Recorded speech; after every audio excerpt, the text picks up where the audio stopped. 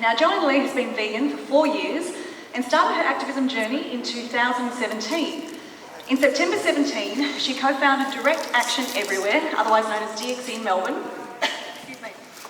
And 3 months later, led a team into a daylight slaughterhouse shutdown and rescue where 7 lives were liberated. She was part of the infamous Melbourne steakhouse disruption, which received global media attention, and she appeared on The Project and 3AW. Her activism focuses on civil disobedience, including disruptions, shutdowns and open rescue. With the disbandment of DXE Melbourne mid-last year, Joanne has begun collaborating with like-minded activists focusing on large-scale actions, most recently, leech.com.au and Meet the Victims. So listen to my voice, guys. Today's panel, Empowered Women, Empowering Women, features special guests Leah Doellinger from Meet the Victims, Kate Bijkerk from Death Row Unchained Animal Sanctuary, Kerrie Carroll from Lucky Star Sanctuary, Elizabeth Jones, a US-based activist, animal rescuer and conservation biologist, and Georgia Cook, yes, Heart Cure Clothing and Heart Cure Collective. Please make these extraordinary women welcome.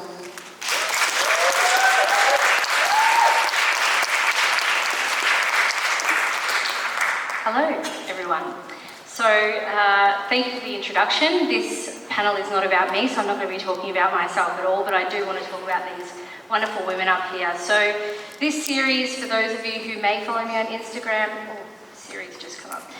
It's been running for about since November last year, and I've been fortunate enough to speak to about 15 women so far, and some of them are in the audience as well. And, you know, from Joanne MacArthur of We Animals to Emma, the 21-year-old vegan business owner, Soulful Vegan Cafe out in Mornington, each woman's had their own unique and inspiring experience to tell. As many of us would know, women do play a leading role in the grassroots work that are being done to liberate other animals. They plan, they organise, they rescue, they educate, they risk their safety, they rehabilitate, and they provide sanctuary to the liberated. Most of us do it quietly, with grace and with humility. They aren't self-promoters, they just get shit done. And so the aim of this series is to amplify the voices of women vegan activists and to inspire others by sharing their stories, because women are the driving force in this movement. So this panel will run for about an hour, and I'll briefly introduce each of our panellists. I'll ask a couple of questions and then I'm going to open it up for a Q&A, because I'm sure you've got some burning questions that you'd like to know. So our first guest on the panel is Kerrie.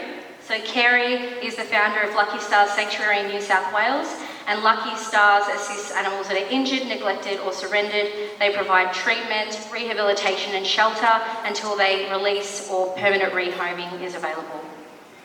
Kate, who spoke earlier at Forest Place, is the director and founder of Death Row Unchained Animal Sanctuary and Rescue based in Queensland. And Death Row started off as a dog rescue and rehoming operation, but now have a sanctuary with over 100 animals, including pigs, cows, horses, sheep, goats, chickens, dogs, rats, guinea pigs and peacocks.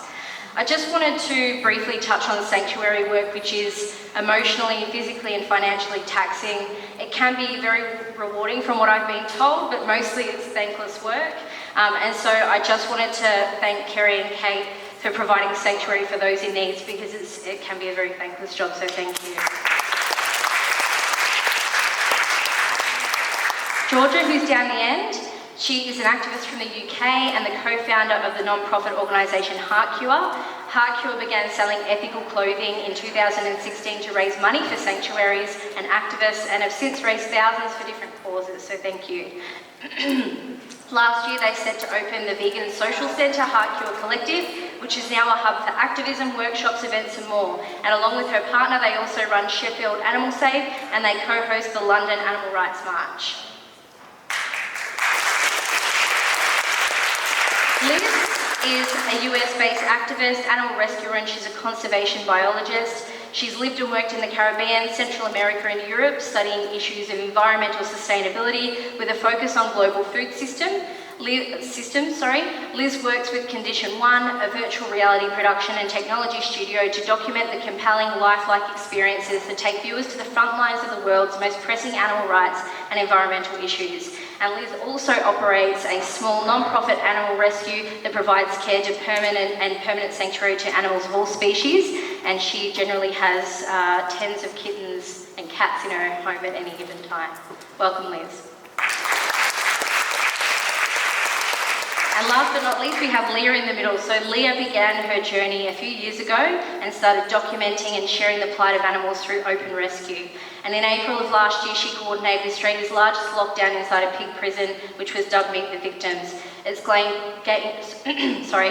global media attention, and since then there's been a further 3 Meet the Victims actions in Australia, and the concept has spread globally, with Meet the Victims actions taking place in Barcelona, Texas and the UK, with more to come, but we won't talk about that right now.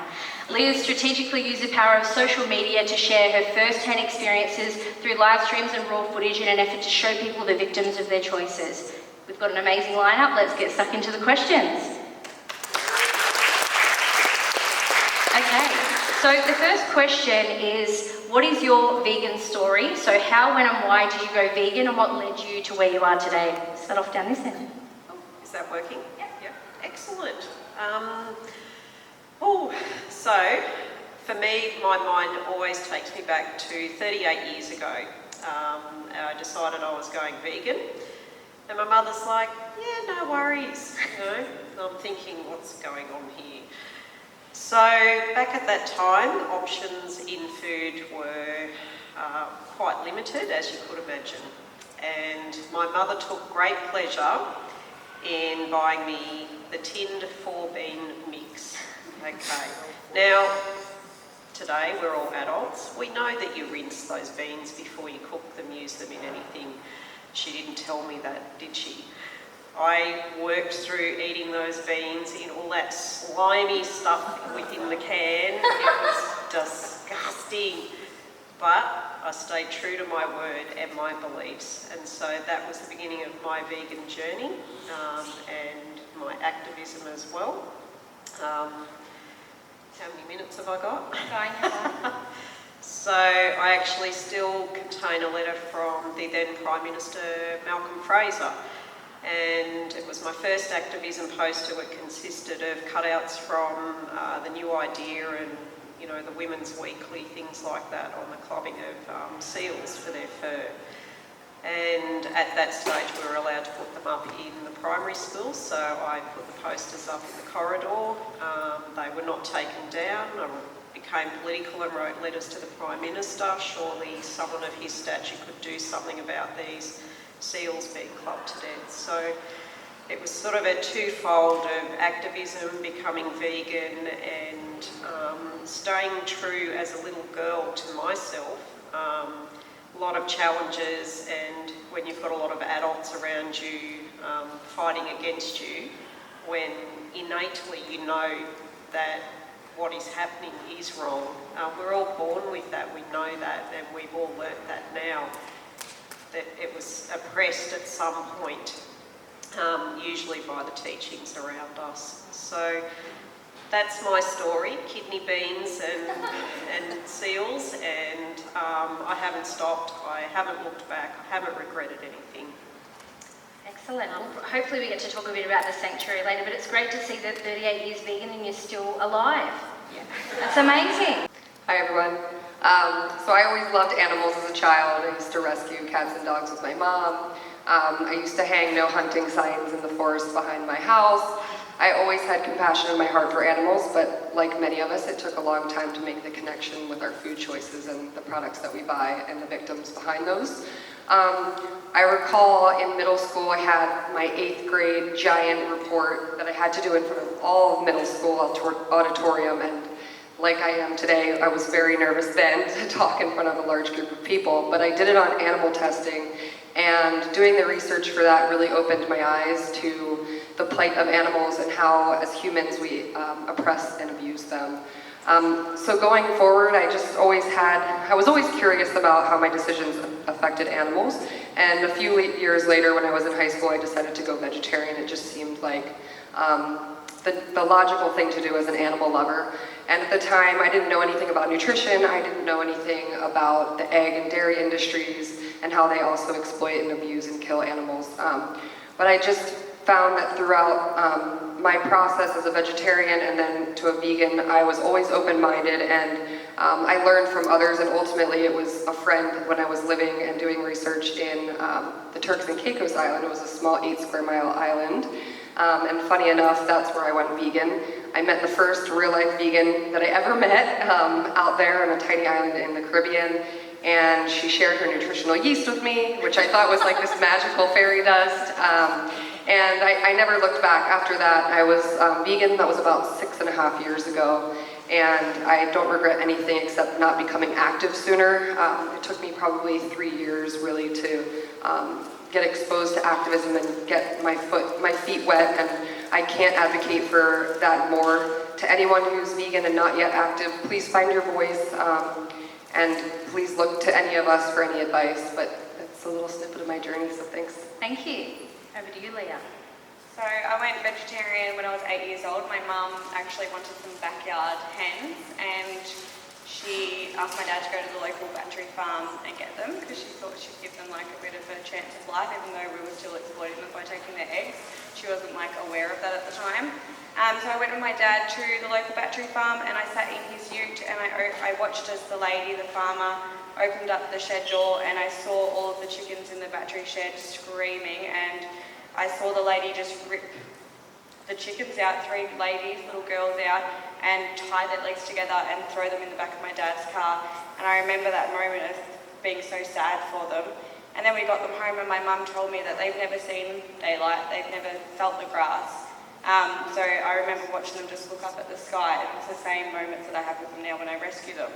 So I told my mum I don't want to eat animals anymore, and I'm so lucky that my mum supported my decision, because as we know, like a lot of parents believe that their children need to eat these animal products, and I'm just so grateful that my mum was like, yep, let's do this, and she and my sister went vegetarian as well. But unfortunately I didn't go vegan until 2015, so I regret not going vegan earlier, but I went vegan because I had an annoying vegan start as my job. He was in my face constantly about dairy, which I was so ignorant about, and eggs, and yeah, he was just annoying the shit out of me, but he opened my mind, so we need to have a balance, I guess. I think annoying vegans are good, but obviously have a balance. But yeah, that's my vegan story. Thank you. Over to you, Kate. Okay, so I started a sanctuary, and basically I was not even vegetarian when I started my rescue. So as I said in my speech before, veganism didn't lead me to running a sanctuary. My passion and love for animals did that, but the sanctuary and the rescue led me to my veganism. So as a kid, similar to Liz, I was always the crazy kid at school that used to get picked on. We used to go down to a local school, like on our school holidays, a local pool.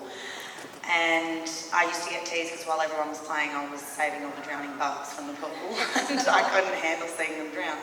At 12, I started a breed and release program for frogs on my own. So I had a neighbour next door to me. We had the cane toad come out, and there was this big hype that we had to kill the cane toads, and it just never sat well with me. I could never do it. So I thought, okay, let's not kill cane toads, let's just breed more green tree frogs and release them. So I was always bringing home strays, bringing home animals. My mum was constantly angry at me for bringing yet again another animal home. So when I started the rescue, a lot of people I've had friends that I've been friends with for 20, 25 years from school, and they just knew straight away that's exactly where I was always meant to be, was with animals and with rescue. But it was that journey there that I went vegetarian pretty much instantly.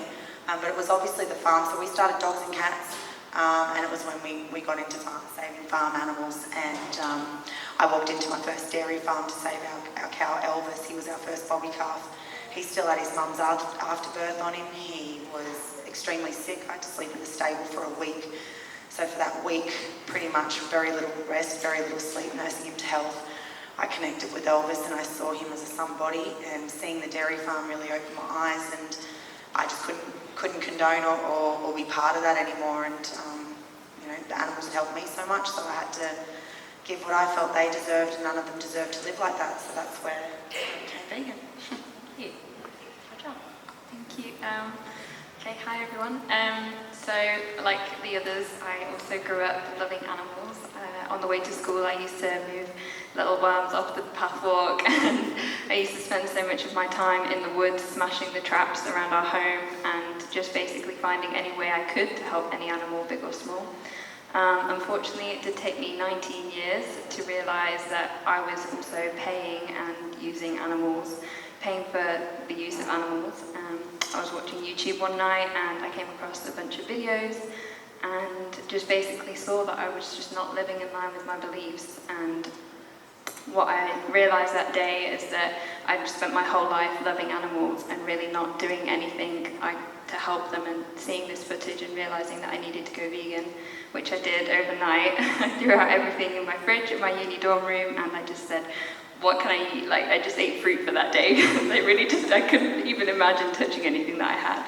So basically from that day, I realised that I wanted to spend the rest of my life doing anything and everything that I could to help animals, and that's where I went on to create the businesses that I've created to give back to those sanctuaries and those directly helping them as well.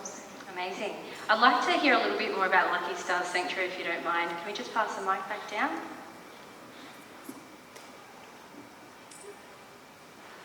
Okay. So the sanctuary itself has only been running for 2.5 years. I've mostly been involved in activism fronts and quietly. It's like some people are like, oh, we haven't seen you before. And so, well, I just go about things. And started volunteering for a number of different agencies, whether it was wildlife, other sanctuaries, and sadly the sanctuaries had to start turning animals away. And for me, an ideal world was we don't have sanctuaries, we won't need them, but sadly we needed another one. So a good friend of mine from Singapore, we joined forces and our finances and found an incredible property and developed Lucky Stars Sanctuary. And mostly the name came from everyone would always say to the animals, you're so lucky, you're lucky stars, you've landed on your feet, all those sorts of things. So I looked into that, and being that my good friend was from Singapore and part Chinese, there's an origami star that actually emulates kindness and compassion. So I guess it stuck. And then I found a Chinese coin as well that someone had dropped, so I thought, oh, well, this is meant to be. So we don't discriminate at the sanctuary. We have an in-house joke that if an elephant turns up at the gate, we'll work it out. But certainly I have a background in nursing, and I've got a few degrees in that area. One of them's also in microbiology, so I take a great interest in what's going on in our environment, what's happened to our animals, genetic modifications, all this. Even genetics that have inadvertently been modified through absolutely nothing except bad, care from farmers. Chickens is a perfect example. They now have a spinal genetic disorder. It was not intentional. But sadly they now possess this gene where their spines curve, and that was never there before. So it's good to be able to help disabled animals. We have quite a few at the sanctuary, and they'll get to live their lives there and as pain-free. We advocate for that. We don't like suffering. We also do wildlife, and people visit, oh, where's all the wildlife? And it's like, well, we rehabilitate and we release. So we often will have up to 6 to 10 joey kangaroos there. We designed a special pre-release enclosure at the tune of $7,000. So fencing, all that sort of thing, it doesn't come cheap. So we fundraise very hard. We don't get a lot of sleep, but, we don't care. We have this goal of just making life better for all of these animals, and sleep just comes last, and that's okay with us. Yeah. So we've got over 300 animals in care at the moment, ranging from, farm domestic wildlife, pigs, goats, alpacas, sheep, lots of poultry and our native animals as well. Sadly, I guess I have animals there also from other sanctuaries as well. Sometimes they also, need help. Things happen, lifestyle changes, there may be a death in the family, and it's nice to be able to be there and have people's backs in our own circles as well and be able to help. I advocate strongly for that we should be all working together. It doesn't matter what we're involved in, what group, what form of activism, what form of sanctuary or animals, we need to be there together and we need to help each other. And, we can do it diplomatically as well, but being together and working as a team, all of us, we're a very strong force when we come together. Yeah. And I have no qualms. I'll ring another sanctuary and we may not see eye to eye, but I'll just say, hey, I got an extra 10 bales of hay that I can't use in time. Would you like them?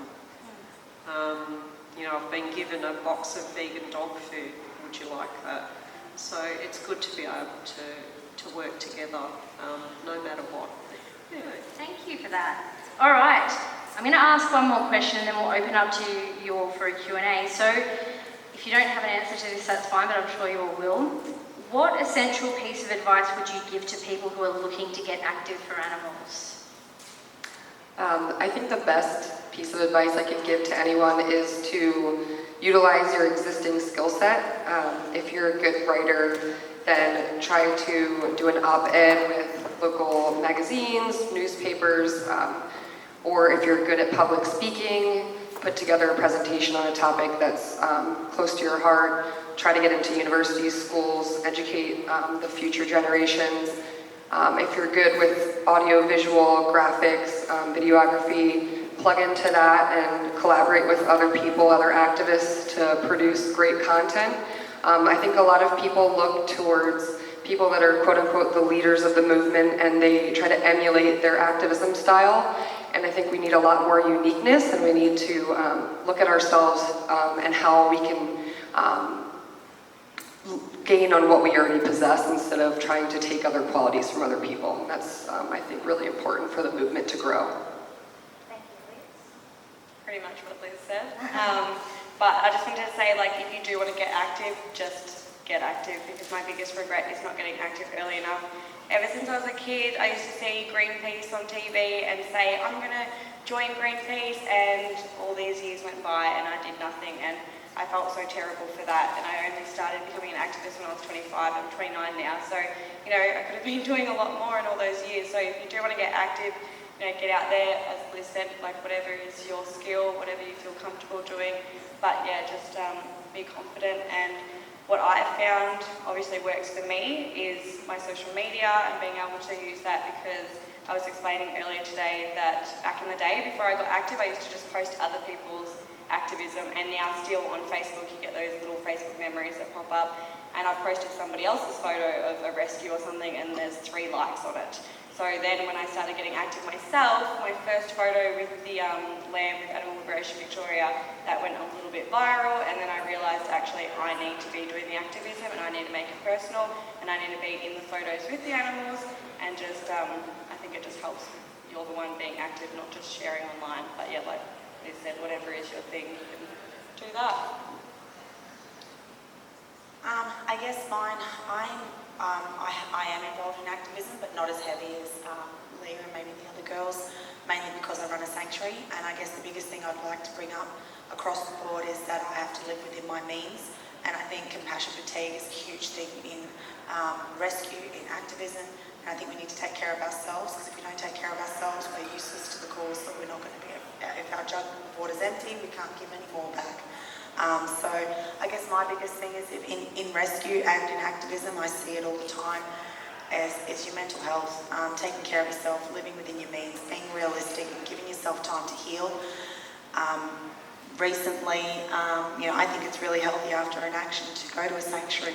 You see so many sad things. You're exposed to such horrific conditions. Go hug a cow and a pig in a sanctuary. Give yourself that happiness again. I understand. I've heard activists turn around and say that they won't even go out because they feel guilty even enjoying their life now because animals are suffering. Well, I think that's very kind. It's very deep. You need to take care of yourself, or you're going to lose yourself amongst it. So, I would say my biggest advice would be taking care of yourself and being mindful of that. I'd like to just respectfully interject as well and just say that having a sanctuary is a form of activism. So please don't ever diminish the work that you do, because you actually help people make a connection with happy animals, and it's important to have that balance, because if we just show misery and despair all the time, we're not going to give anyone any hope. So it is a form of activism. I just had to say that. Thank you. Following on from what everyone said, I think finding your own form of activism is so important. Obviously running a sanctuary is your own form. Do what you are comfortable with, find your skill set and go from there. And I think so often we kind of look up to this certain model of what an activist needs to be, and we need to find what is good for us and go from there. I think also finding those around you that have similar beliefs and everything makes everything so much easier. If you're new to the activist community, go to a community event and meet other people before you get to an activism event, because seeing a friendly face, someone that you know at an event, just makes the whole thing so much easier, especially at vigils and things like that. So yeah, that's my bit of advice. Kerrie, did you have anything to add? And then we'll open it up for a Q&A. So if anyone's got a question, just pop your hand up and I'll come over to you. Certainly agree with you all. Well said. I always open the sanctuary to everyone after any actions that I know that are going on. It's a safe space. I've even closed the sanctuary down so people, if they're of a high celebrity area as well, they can just take time out with no one knowing that they're there. Lost my train of thought. That's right. Advice is looking to get active. So to get active, I think always know your legal system. And being an operator, whether you're an activist or a sanctuary owner or anything like that, always know your legal responsibilities. I get a lot of phone calls for stolen animals. What would happen to me if the animals that were stolen came to my sanctuary and then it was found out? And we have social media in this day and age, so I could potentially be deregistered. I could also affect my career, so I have high security clearance with my jobs. I also have to have security clearance to have children out to the sanctuary as well, so working with vulnerable people, working with children. So a lot of those things are at risk. For me as an activist, I've always looked at being respectful to authorities, trying to work with them. If I fight them too hard, I could get thrown in jail. Trying to have those conversations with them and making them see things differently. Claire Mann actually just touched on that before, just approaching things with what would you do with this instead of why. So certainly that's where we all come together as a team again. But think about how you're going to do your activism, what some of your actions may impact other areas and vice versa.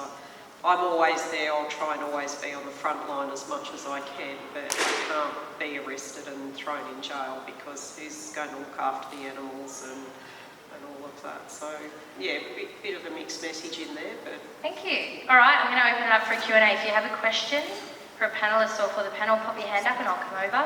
Or if you can come up to me, that'd be great. Don't be shy. Yes? So Kate, you touched on self-care, looking after yourself, and we all have different methods of looking after ourselves or not looking after ourselves. For all of you on the panel, what are your ways of engaging in self-care?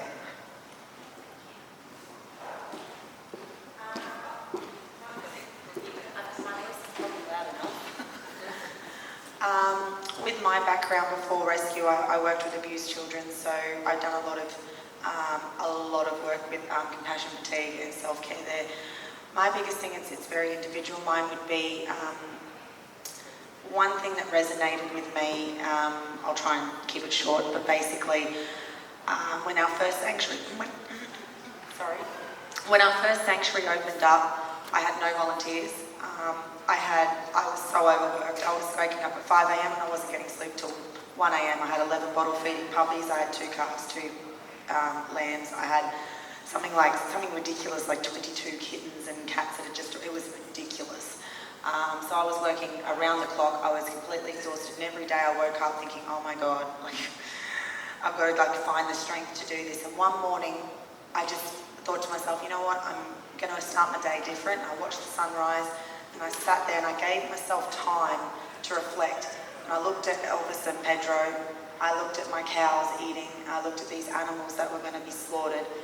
And for a moment, instead of getting caught up in the chaos, I embraced what that moment was and what I'd achieved. And while it may be minor to other people, I think it's massive to me. These animals are living because of what I've created, and that's pretty cool, and I'm pretty proud of myself for that. So that day I started my day different and appreciating what I built rather than not appreciating or focusing on the stress. So it could just be walking the dogs, it could be sitting with my cows, it could just be going and spending time with my family, it could just be watching a movie and just disconnecting. It just depends on the moment, but that's me. I'm really bad at this. My self-care was another rescue, to be honest. Jess and I would go out and do a rescue, and then we'd come home heartbroken and we'd think, well, we're going out again. We're going to go save somebody else's life and give them a good life because that's what they deserve. So we'd go out again, and then I've got black eyes. Joanne would see my face and be like, you've been rescuing again, haven't you? So that was how I was coping, but it wasn't working. So I've only just started socialising with my rescue team, outside of rescuing. I think I saw them for the first time in daylight at your sanctuary the other week. We actually hadn't seen each other in daylight in normal clothes. So I'm like, shit, you guys look different.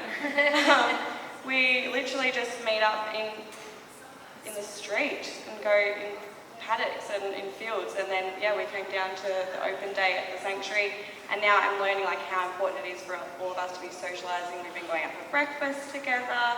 I'm working with Death Row as well to try and do more social events for activists, because I think that's really important. And after the last action, I think it was 2 weeks ago, we all actually went back to Death Row and we all got to cuddle the animals, and it was really, really nice, and that's what I'm enjoying. I'm really enjoying being a family with the vegan community and doing nice things together. Thank you, Leah. Anyone else get any questions while we get a response? Kind of touching on a little bit of what was said is being grateful for the things around you, taking a moment to kind of step out, whether you step outside into nature or you just sit in amongst the chaos. Just take a moment to be grateful for the things that you do have. I try to do it every day, even if I'm not feeling overwhelmed or stressed. Most days it ends up being my dog and my rabbits, but at least if you've taken that moment to reflect on what you've got around you and the things that you have done and achieved and the people in your life, I think that kind of helps to center you and feel better about yourself. Thank you. All right, we've got another question. I've got one more thing, it's really important. Turn your phone off. Seriously, turn your phone off. That's all I can say. I am learning to turn my phone off. I now walk my dog with my phone at home. I'll be back in half an hour. I'm going for a walk with Tricky, going to the beach. I'm so addicted to my phone. You all know this. I'm addicted to my phone. I go to the beach and I'm like, Tricky, filming him. It's why can't I be in the moment with Tricky right now? So that's what I'm learning. I think Leah realised she had a problem with social media when she went to take a photo of her uncut lawn. A before and after photo. Oh my God, you know you've got a problem when you take a photo of your bloody lawn. I messaged her and I'm like, oh my God, I just went to take a before and after shot of my lawn to put on Instagram. What? All right, we've got another question down here. Liz and Kerrie, you might be able to answer this one. Just to whoever has an answer, but what would be the most positive or encouraging experience or progress that you have witnessed since your vegan journey?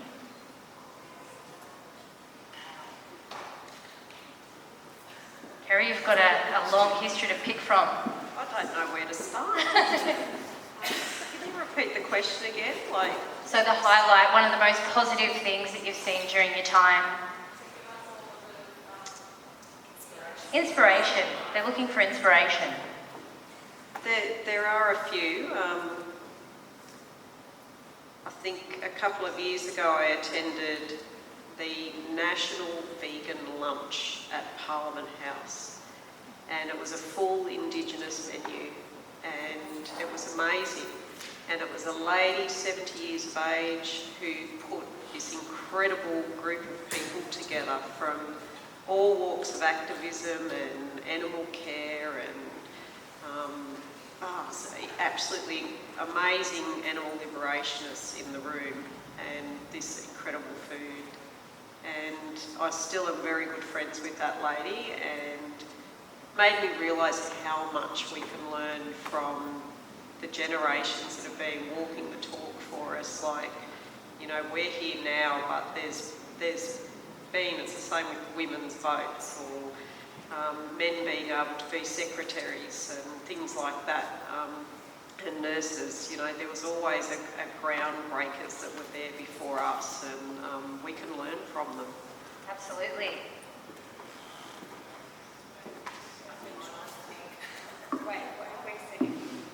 Most positive experience, something that really stands out as a positive and a win for veganism. We're all over the media, so everybody's seeing the movement is rising and we are growing. And obviously, there's vegan options everywhere we go now. So obviously, we are doing a good. It's working. Whatever we're doing is working. So. I mean, for me, being vegan, it's easier for me because I'm at a sanctuary. I get to see firsthand every day these animals. So I wake up and go, this is a highlight every day. But also having people come to the sanctuary and connect with the animals, and when they come in and they're not vegetarian, they're not vegan, we open our sanctuary. I want to encourage those people more than anybody. And when they come up to you and say, I've connected to an animal and I don't want to be part of this anymore, that to me is this is amazing. This is what we're here for. So that would be my highlight. But being positive, seeing that the movement it's happening, it's here right now, and we just got to keep going. There's, it's that thing that's on TV, that news thing that's on tonight. I don't even like watching that stuff because I just think, it's getting somewhere, and I don't want to hear otherwise. It's still good for educational purposes. It's good to kind of know what you're defending, but yeah, just looking at the positives, it's getting somewhere.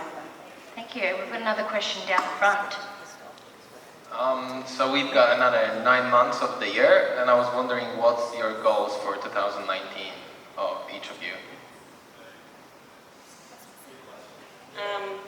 Obviously, to continue doing Meet the Victims and helping others in other countries, like I'm helping people in Ireland, Germany, New Zealand, Canada, everywhere to do those actions, but also just evolving my own activism and thinking.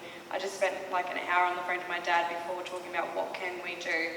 So something that I'm thinking about is farmers that have changed, that have decided to stop exploiting animals, become sanctuaries. I want to get in contact with them and, if possible, have them do Skype calls or something with me, so that I can learn how can I communicate with farmers from more of a human to human rather than an attack. So yeah, I just want to really progress on different types of activism, not just running in and getting tackled to the ground.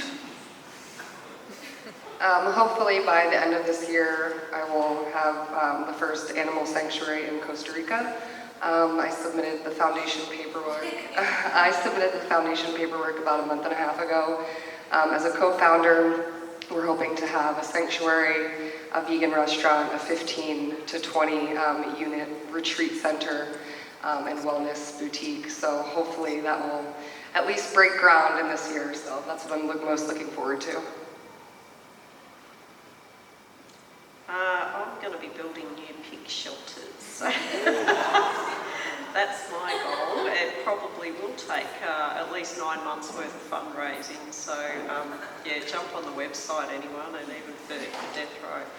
I have to say, one lady that really impressed me yesterday downstairs, she's been selling candles for 4 years, and she's raised $98,000 selling the candles, and she gives that to sanctuaries, to non-profit groups. She was just amazing, and she travels all over Australia, and she'll send packs to other parts of the world as well. So activism, is even as simple as that. That's amazing. What's going to get a lot of likes or attention, the sexy activism and making candles was probably not so sexy, but 98 grand? It's amazing. Can I make a request? We have so many different people here, and I just think to show a really good show of unity for everyone, come up and have a photo. Just get everyone up here at the stage. We've got many, I know some of the activists that are here. I know people that are here just for the festival or are looking to do stuff, but yeah, let's do it together. All right. Does anyone else have anything to add on the 2019 plans, and then we'll take that group photo? General sanctuary stuff, so we've just moved in. We got kicked out of our old sanctuary for vegetation laws, so we nearly lost everything. Our community banded together and we somehow raised $25,000 to get into this property with help from people like Leah, Joanne, other people that was sharing and really backing us. So we got there, so we're not out of the woods yet. So we pretty much can't afford the rent right now, so we are putting on events. We're trying to start things to generate money. So the next few months it's going to be a survival thing for us. We'll get there, we're determined, and we won't let the animals down, but it's going to be a big job. So by hopefully 9 months we'll have, we've got to come up with $18,000 to get council approval for commercial zoning, just to be able to do what we want to do there. We want to have a vegan cafeteria, a meet and eat open to the public. We want to have vegan markets, and we want to also have our own vet clinic eventually, so we can get some cheap vet because I'm sick of big bills. But yeah, I don't know if the vet clinic will be in the next 9 months. That's being optimistic, but that's us. So I guess for the most part for us is the social centre that we opened. It's just kind of getting that to the place we wanted it to be. We're planning some big events for this year. We want to run an animal conference for the UK and for Europe, I guess, as well. We want to run film festivals and things like that, and really just kind of use the space that we've built to help unite the community and raise money for different causes. And we've got some exciting things planned with our clothing company as well, working with new sanctuaries and activists to create some new stuff. So, yeah. I think we'll wrap it up there. I just wanted to thank you all for coming to this session, and of course thank you to the panel. Let's just give them a round of applause.